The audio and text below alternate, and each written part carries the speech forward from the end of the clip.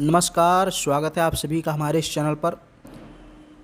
पिछले वीडियो में हम लोगों ने पढ़ा था भारत में पुर्तगालियों का आगमन, और आज के इस वीडियो में हम लोग पढ़ेंगे भारत में डचों का आगमन। अगर आपके एग्ज़ाम में लॉन्ग क्वेश्चन आता है यहाँ से, तो आप सेम टू सेम ऐसे ही लिख देंगे तो आपको पूरा नंबर मिलेगा।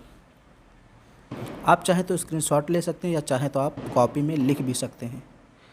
भारत में डचों का आगमन हम लोग पढ़ने जा रहे हैं। पुर्तगालियों के बाद पूरब की ओर रुख करने वाली प्रमुख शक्ति डच थी। पूरब की ओर मतलब भारत और ये जो पूर्वी देश हैं जैसे चाइना हुआ, या फिर दक्षिण पूर्वी देश जैसे इंडोनेशिया, मलेशिया, तो इन सबको हम लोग कहते हैं पूरब। तो पुर्तगालियों के बाद पूरब की ओर कौन आया? डच। 1581 में स्पेन से स्वतंत्रता प्राप्ति के पश्चात हॉलैंड वासी भी पूर्वी देशों के साथ, पूर्वी देश मैंने बता दिया ना, चाहे इंडोनेशिया हो, मलेशिया हो, भारत हो, चाइना हो, ये सब पूर्वी देश कहलाते हैं। तो इन देशों के साथ व्यापार करने के लिए आकृष्ट हुए, यानी आकर्षित हुए। डच हॉलैंड की व्यापारिक जाति थी। डच क्या थी? एक जात थी, जनजाति थी। कहाँ की? हॉलैंड की। भारत में डचों के आगमन व पुर्तगालियों व अंग्रेजों के साथ उनके संघर्षों को निम्नलिखित शीर्षकों के अधीन भली बात समझा जा सकता है। सबसे पहले हम देखते हैं डच कौन थे और कहाँ से आए। देखिए, डच एक व्यापारिक जाति थी और कहाँ से आई थी? हॉलैंड से। प्रारंभ में डच व्यापारी लिस्बन के बंदरगाह पर आने वाले एशियाई देशों के माल को अपने जहाज़ों पर लादकर अन्य देशों को ले जाते थे। लिस्बन, ये देखिए एक स्थान का नाम लिस्बन, ये पुर्तगाल की राजधानी है। तो यहाँ पर जो भी बंदरगाह आता था, यहाँ से माल ले जा कर के डच अन्य देशों में बेचते थे। परंतु 1580 ईस्वी में स्पेन के शासक फिलिप द्वितीय द्वारा पुर्तगाली व्यापार पर अधिकार कर लिया गया। ध्यान दीजिए, 1580 में स्पेन के शासक फिलिप द्वितीय द्वारा पुर्तगाली व्यापार पर अधिकार कर लिया गया, यानी कि लिस्बन पर अधिकार हो गया, क्योंकि लिस्बन पुर्तगाली राजधानी थी, जिससे पुर्तगालियों का लिस्बन बंदरगाह बंद हो गया।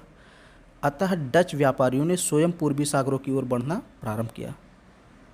समुद्र के तटवर्ती क्षेत्रों में रहने के कारण डच बहुत अच्छे नाविक थे। इसी कारण उन्हें जल मार्गों की सहायता से दूर तक जाने तथा नवीन उपनिवेश स्थापित करने में कोई कठिनाई नहीं हुई। इस प्रकार डच नाविकों व व्यापारियों का पूर्वी देशों की ओर व्यापारिक रुझान बढ़ता चला गया।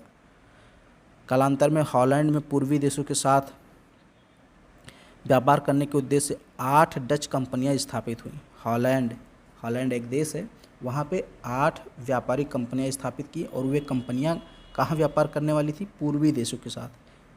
1602 में इन 8 कंपनियों का आपस में विलय करके एक कंपनी बनाई गई, जिसका नाम था United Dutch east India company. United Dutch east India company.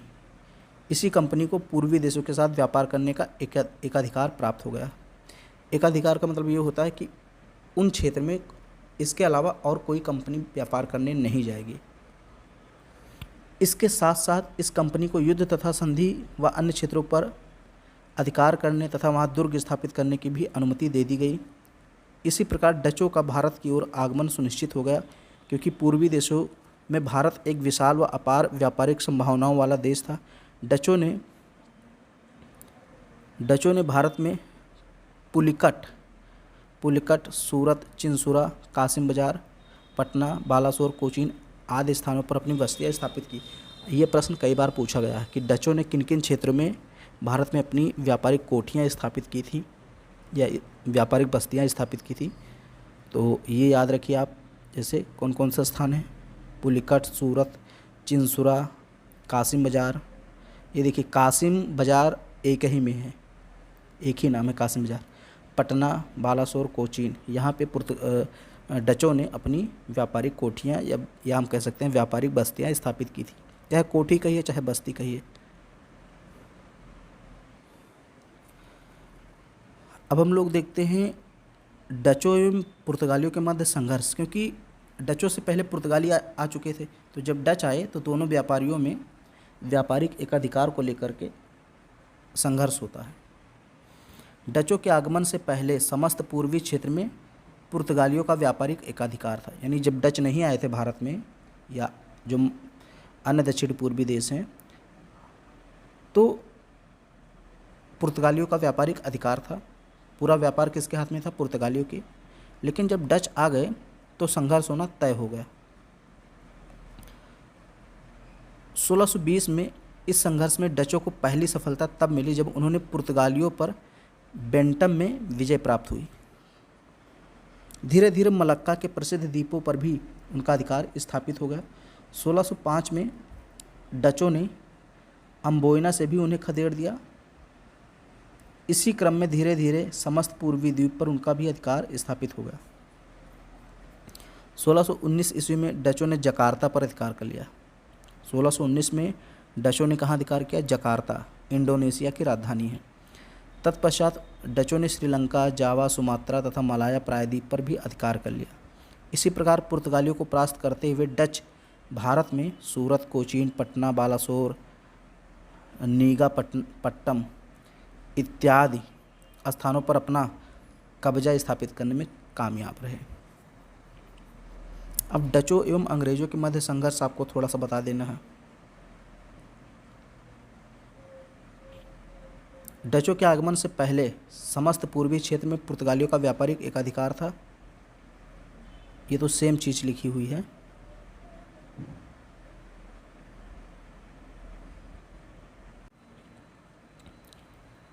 यहाँ पे देखिए थोड़ा सा मिस्टेक हो गया है, ये सेम चीज़ लिखा गया है। यहाँ ये नहीं होना चाहिए, यहाँ होना चाहिए डचों एवं अंग्रेज़ों के मध्य संघर्ष, लेकिन यहाँ पे ऊपर वाला ही यही वाला लिख गया है। तो हेडिंग हम लोग यहाँ से देख लेते हैं, बाकी हम लोग इसको अलग से पढ़ते हैं। डचों एवं अंग्रेज़ों के मध्य संघर्ष आप हेडिंग डालिए और फिर मैं जो पढ़ाता हूँ उसको पढ़िए। डचों और अंग्रेज़ों के मध्य संघर्ष के अंतर्गत आप ये सारी चीज़ें पढ़ लीजिए। देखिए, प्रारंभ में डचों एवं अंग्रेज़ों के संबंध काफ़ी मधुर थे, लेकिन व्यापारिक प्रतिद्वंद्विता के कारण दोनों एक दूसरे के शत्रु बन गए। ये संबंध कालांतर में इतने कटु हो गए कि 1623 ईस्वी में डचों ने पूर्वी द्वीप समूह से अंग्रेज़ों को भागने के लिए अम्बोयना में अनेक अंग्रेज़ों की हत्या कर दी। इसी भीषण रक्तपात से अंग्रेज़ों और डचों के संबंध अत्यधिक कटु हो गए। यह कटुता संघर्ष में बदल गई। भारत में भी वर्चस्व की स्थापना को लेकर डचों व अंग्रेज़ों में निरंतर संघर्ष होते रहे और धीरे धीरे अंग्रेज़ों की शक्ति बढ़ती गई और डचों का क्षेत्र समाप्त होता चला गया। अंततः भारत में अंग्रेज अपना प्रभुत्व स्थापित करने में कामयाब रहे। इतना आपको लिखना है डचों और अंग्रेज़ों के मध्य संघर्ष में। अब हम लोग फिर से अपने उसी टॉपिक पे आ जाते हैं, उसी पेज पर। अब लास्ट में आपको लिखना है निष्कर्ष।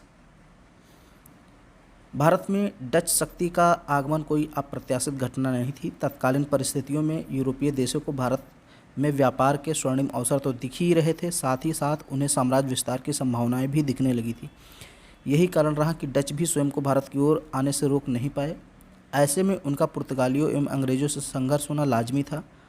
पुर्तगालियों पर विजय प्राप्त करने में तो सफल रहे, परंतु अंग्रेज़ों के मामले में उन्हें असफलता का मुंह देखना पड़ा और शीघ्र ही डच प्रभुत्व का नाश हो गया। तो ये हम लोगों ने अभी तक ये थर्ड सेमेस्टर के 2 क्वेश्चंस या हम कहें 2 टॉपिक को कवर किया है। पहला था भारत में पुर्तगालियों का आगमन, दूसरा भारत में डचों का आगमन। इसके आगे हम लोग देखेंगे कैसे पुर्तगालियों का पतन होता है और कैसे अंग्रेज़ों का आगमन होता है, और भी जो सारे टॉपिक्स हैं उसको हम लोग कवर करेंगे। अगर ये वीडियो आपको पसंद आ रहा है तो इसको लाइक कर दीजिए, शेयर कर दीजिए। चैनल पर पहली बार आए हैं तो चैनल को सब्सक्राइब कर लीजिए।